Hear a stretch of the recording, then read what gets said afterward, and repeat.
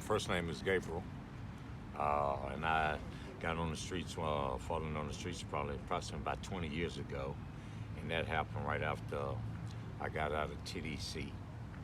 Uh, couldn't really find nowhere to stay. Stayed with family for a little bit, but that kind of ran out. So I eventually wound up coming downtown. I've kind of like been downtown ever since, and I chose downtown because it's a central spot and there's a lot of traffic far as like with food is concerned or with clothing or maybe just basic, the basic needs that we may need every day. I come across that a whole lot in the area where I'm at, so that's kind of like, and plus it's kind of secluded and kind of like up out the way and not on the mainstream. So I kind of chose a little privacy. I did. So, 20 years thereabouts you've been on the street. Have you made efforts before to get off the street? Well, yeah, I'm working on right now. Currently working on housing, but when I first got on the street, there was no resources available for us until now. 20 years, nearly 20 years later, all of a sudden they get resources, they get funding now. So they started to transition a lot of people up off the streets into back into the community. So I'm just kind of waiting on my turn to get my spot. So. Yeah. What's the biggest problem you have living on the street?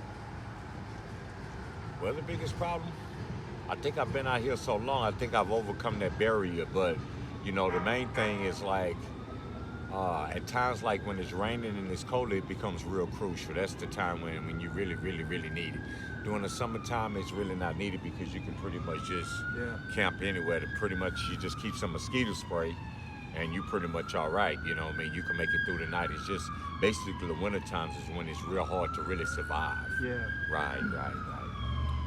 So, I know there's more to you than living on the streets. Tell me about Gabriel. What are the things you like, dislike? Well, let me profess, first of all, my creator, Jesus Christ. Let me first confess that. Used to be a drug addict. He delivered me from that. So, and that happened, nearly almost about 20, 30 years ago. That happened. I became, I developed a relationship with my creator. I started studying the Bible real heavily, and he started transforming my life. So what I used to be, I no longer was because he came into my life. He started changing me. I studied studying law. I studied reading a whole lot, whereas if I didn't like to read, everything that I do pretty much involves reading now. So, I'm kind of, he opened up my mind to do more reading. Sure, yeah. Right. How do you spend your time? I mean, there's a lot of hours to pass out here. Well, I like to think of it, and my creator showed me within the last couple of days, kind of something like what you do, because that's kind of something what I am about here. I'm kind of like an angel, because I help folks.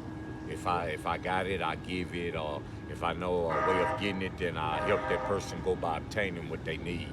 So I try to live the God lifestyle out here, despite what kind of people I come across or who I come across. I still like to show, try to show the love of God because He's been good to me. Yeah. Sounds good. If there's one more thing you wanted people that are seeing this video to know about you, what would it be? Well, everybody is not the same. First of all, everyone's not the same, and to consider everyone's the same, I think is a grave mistake, because I think I'm kind of like a diamond in the rough waiting to be discovered, because I've sat down and I talked with people, and I know what love is now. My time up out here has been up under tremendous pressure, and it's spiritual pressure because it's made me a better person. Yeah. So I think most of all the lesson that I learned up out here and that I love to show to among people is love, God's love. Especially when something done wrong to you and then you're able to come back and, that's God's love.